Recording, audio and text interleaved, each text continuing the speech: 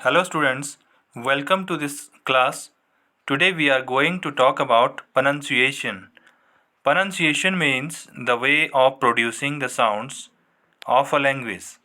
While speaking any language, we use the different sounds forming words and sentences. These are pronounced differently in relationship to one another. The style of speaking may be called pronunciation. Pronunciation means the way of producing the sounds of a language. किसी भी भाषा के अंदर जो sounds होते हैं उनको produce करना, उनका उच्चारण करना, उसी को ही प्रोनंसिएशन कहते हैं. प्रोनंसिएशन अगर साधारण शब्दों में कहें तो किसी ध्वनि का उच्चारण करना या किसी शब्द का उच्चारण करना, उसे हम प्रोनंसिएशन कहते हैं. वाइल स्पीकिंग एनी लैंग्वेज, किसी भी भाषा को जो हम बोलते हैं, we use the different sounds forming words and sentences. हम कई तरह के ऐसे साउंड प्रोड्यूस करते हैं, कई तरह के ऐसे शब्द बोलते हैं जिससे कि सेंटेंसेस बनते हैं. ठीक है, तो these are pronounced differently in relationship to one another. तो अलग अलग तरीके से इनको बोला जाता है. The styles of speaking may be called pronunciation. तो बोलने का या उच्चारण करने का जो हमारा तरीका होता है उसी को ही हम उच्चारण कहते हैं. The use of the sound system in speaking is called pronunciation. Each language has its own sound and pronunciation system.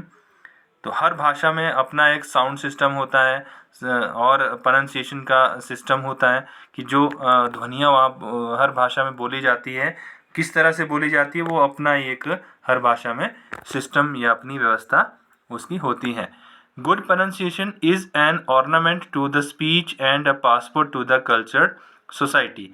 तो अच्छे तरीके से अगर हम बोलते हैं तो हम सोसाइटी में सबके साथ अपने विचार विमर्श कर सकते हैं. The study of phonetics help us to learn pronunciation.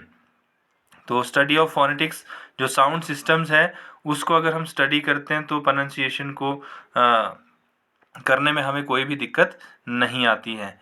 It is very essential in the case of learning a foreign language. तो फॉरेन लैंग्वेज को अगर हमने स्टडी करना है तो उसमें और भी ज़्यादा इंपॉर्टेंट हो जाता है फोनेटिक्स को स्टडी करना, कि किस तरह से किसी भी भाषा का साउंड सिस्टम कैसा है, किस तरह से किस शब्द के लिए, किस अल्फ़ाबेट के लिए कैसा साउंड प्रोड्यूस किया जाता है.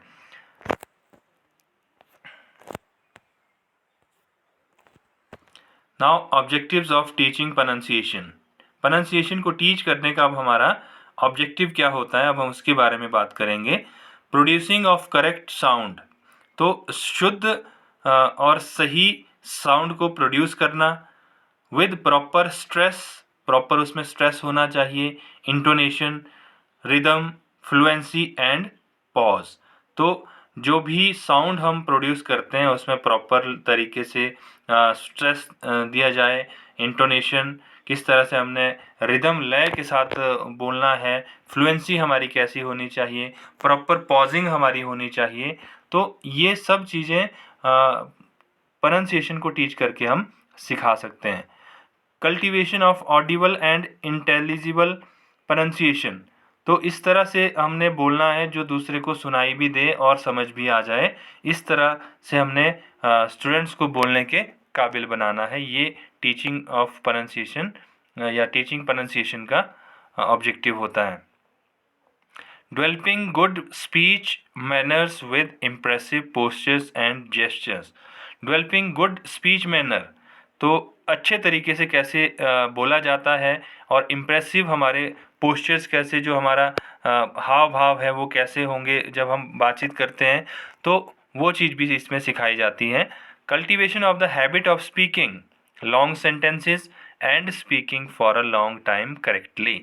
तो इसमें हम हमारा ऑब्जेक्टिव ये भी रहता है कि लंबे समय तक किस तरह से बड़े बड़े सेंटेंसेस बोले जाते हैं और किस तरह से लंबे समय तक हम स्पष्ट रूप से और शुद्ध रूप से बोल सकते हैं किसी भी भाषा में, जो भी हम भाषा हमारी टारगेट है या जो हमने सीखनी होती है.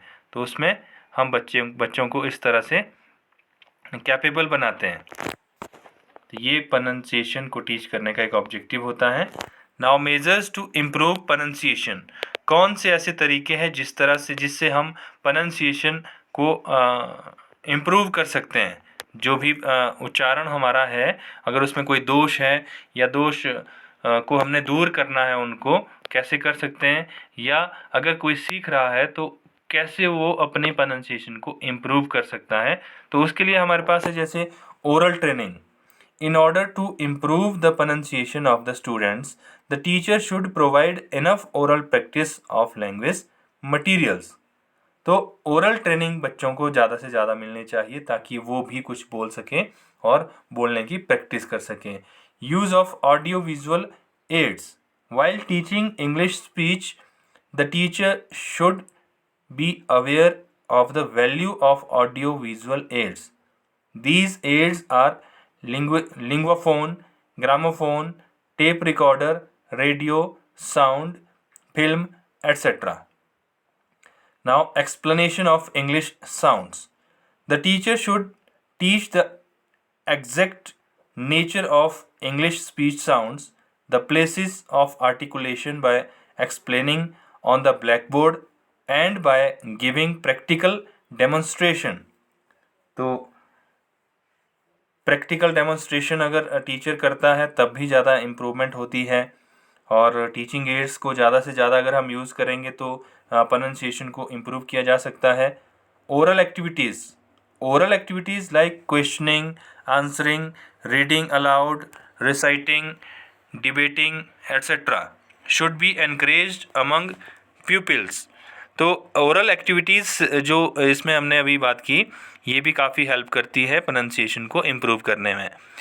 Teaching of various aspects of pronunciation, the teacher should explain the various aspects of speech to his students. These include vowels and consonants and their sound, stress, intonation and pause, etc. Now, analysis of long and difficult words. Long and difficult words should be analyzed and written on the blackboard. For example, loveliness as loveliness.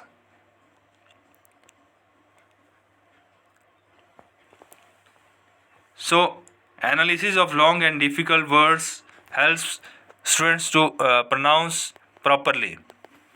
Now, individual attention. The teacher should pay individual attention to the special difficulties of his students.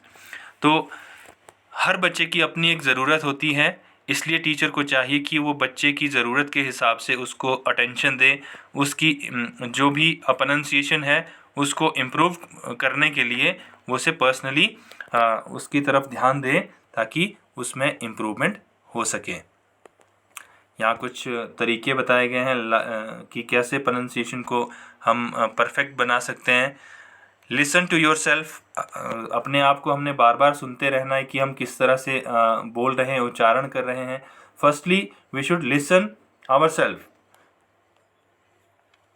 Slow down, तो हमने proper pausing भी देनी है, धीरे धीरे बोलना है ताकि सामने वाला प्रॉपर तरीके से सुन सके।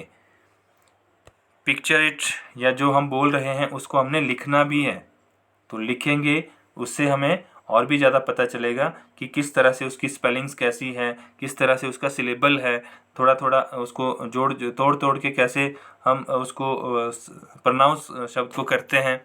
वॉच योर सेल्फ, हमने अपने आप को देखते रहना है कि अगर हम आईने के सामने खड़े हो जाते हैं तो वहाँ पर हम अपना प्रोनंसिएशन ड्रिल को इम्प्रूव कर सकते हैं। गेट फिजिकल, तो फिजिकली भी हमने अटैच रहना है, क्योंकि अगर हम बार बार बोलेंगे तो तभी इम्प्रूवमेंट हमारे अंदर होगा। अगर हम सुनते रहेंगे तो और बोलेंगे कम, तो उससे हमारे अंदर जो इम्प्रूवमेंट्स प्रोनंसिएशन के रिगार्डिंग होने थे वो नहीं हो सकते हैं। इसलिए हमने ज़्यादा से ज़्यादा बोलने की प्रैक्टिस करनी है। प्रैक्टिस इंग्लिश एलोन, तो अकेले में भी हम बार बार इंग्लिश में बात करने की प्रैक्टिस कर सकते हैं for becoming good speaker of English. Copy the experts, जो एक्सपर्ट होते हैं लैंग्वेज के, उनको भी हम कॉपी कर सकते हैं, उनका बोलने का तरीका कैसा है, वो कैसे स्ट्रेस देते हैं, कैसे इंटोनेशन, कैसा उनका रिदम है और कैसे उनकी पॉजिंग है, तो वो प्रॉपर तरीके से हम कॉपी कर सकते हैं अच्छे स्पीकर बनने के लिए। Pay attention to intonation and stress के ऊपर हमने फोकस करना है और कैसी लय है उसके ऊपर हमने फोकस करना है कि हम किस तरह से बोल रहे हैं, हम किन किन शब्दों पर हमें स्ट्रेस देना चाहिए, किन के ऊपर कम देना चाहिए, किन के ऊपर ज़्यादा देना चाहिए, किन के ऊपर मीडियम स्ट्रेस देना चाहिए। ये चीज़ें हमें इन चीज़ों के ऊपर हमें फोकस करना चाहिए। सिंग अ सॉन्ग, हम गाना भी गा सकते हैं। We can sing a song for becoming good in English pronunciation. Break the words. Take one word for example further. Now, why not break this word in two and then try reading it again further. Now, reading these two words is easy, and once you have done that, join the two and read them together. तो शब्दों को जोड़ जोड़ कर पढ़ेंगे तो उससे और भी ज़्यादा हमें हेल्प मिलती है प्रोनाउंसिएशन को गुड बनाने में। या इसकी जगह हम सिलेबल की बात भी कर सकते हैं कि हर वर्ड जो टफ हमें लगता है उसे हमने तोड़ना है, टुकड़ों में उसको हमने प्रोनाउंस करना। जैसे रिकॉर्ड है, record, your self, record your self, हमने अपने आप को रिकॉर्ड करना है, अपनी वॉइस को, और उसको बाद में सुनना है कि हम किस तरह से बात करते हैं।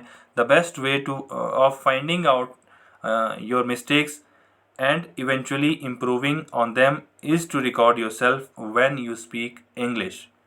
पे attention to the sounds.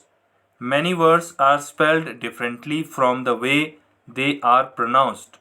To understand such words, you need to pay attention to the sounds of words. तो words के जो sounds होते हैं उसकी तरफ हमने अपना attention focus करना है. Suggestions for good pronunciation teaching. Now, suggestions for good pronunciation teaching. Teachers should try to improve their own pronunciation. Teacher को अपना प्रोनाउंसिएशन, जब टीचर टीच करेगा प्रोनाउंसिएशन को तो उसमें कुछ उसको ध्यान रखना पड़ेगा कुछ बातों का, जिसमें कि उसे अपनी प्रोनाउंसिएशन को इम्प्रूव करना पड़ेगा. Much practice should be emphasised. ज़्यादा से ज़्यादा प्रैक्टिस करनी पड़ेगी तब हम इम्प्रूव कर सकते हैं. Audio visual aids should be used. Dear students, audio visual aids are very important for becoming good in pronunciation. So we can use audio visual aids for teaching pronunciation. Individual attention should be paid to weak and shy students. जैसा पीछे भी हमने discuss किया कि individual attention हमने देना है ऐसे स्टूडेंट्स के ऊपर जो थोड़े कमज़ोर है प्रोनाउंसिएशन में या पढ़ाई में और थोड़ा शाय नेचर के होते हैं. तो इनकी तरफ हमने पर्सनली इंडिविजुअल अटेंशन ज़रूर देना है ताकि इनमें इम्प्रूवमेंट हो सके. The students should be given speaking opportunities. कई बार होता है कि बच्चों को बोलने का मौका कम मिलता है, जो क्राउडेड क्लास होती है वहाँ पर बच्चे अपने आप को एक्सप्रेस नहीं कर पाते हैं. सो it's a duty of a teacher to provide opportunities for students. Now different methods of teaching. तो अपॉर्चुनिटीज़ प्रोवाइड करने के बाद टीचर को चाहिए कि वो डिफरेंट मेथड्स के through teaching pronunciation should be used. Different methods of teaching pronunciation should be used. जैसा अगर हम बात करें कि कई तरीके से हम प्रोनाउंसिएशन को टीच कर सकते हैं. कई ऐसे मेथड्स हैं जिनकी सहायता से हम प्रोनाउंसिएशन को टीच कर सकते हैं. जैसे अगर हम बात करें इमिटेशन मेथड, फोनेटिक मेथड, तो इस तरह से इमिटेशन मेथड को हम यूज़ कर सकते हैं, फोनेटिक मेथड को यूज़ कर सकते हैं, डिस्कशन मेथड को यूज़ कर सकते हैं. तो कई तरीके से टीचिंग एड्स को हम यूज़ कर सकते हैं. It will create interest among the students.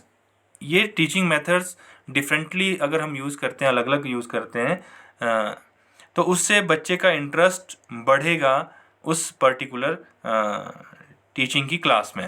तो ये कुछ एक सजेशंस थे प्रोनाउंसिएशन टीचिंग को बेटर बनाने के लिए. So that's all about this topic. Thank you.